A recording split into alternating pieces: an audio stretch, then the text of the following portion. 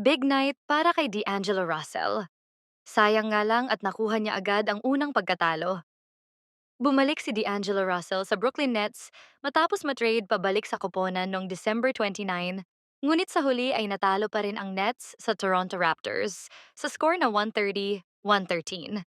Pinangunahan ni Cameron Johnson ang Brooklyn Nets sa kanyang impressive performance with 24 points, 7 of 12 shooting field goals. Pinangunahan naman ni Scotty Barnes ang Raptors with 33 points and 13 rebounds.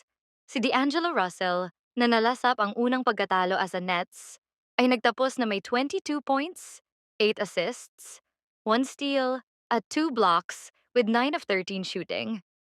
Agad siyang nagkaroon ng impact sa first quarter, na nagtala ng 7 points at nagbigay ng 2 assists sa kanyang first 4 minutes. Nagpatuloy ang kanyang magandang nilalaro sa first half, na nagtapos na may 16 points at 4 assists. Sa kabila ng magandang nilalaro ni D'Angelo Russell, ang Nets ay hindi nakayanan ang domination ng Raptors, na nagresulta sa isang nakakadismayang pagkatalo.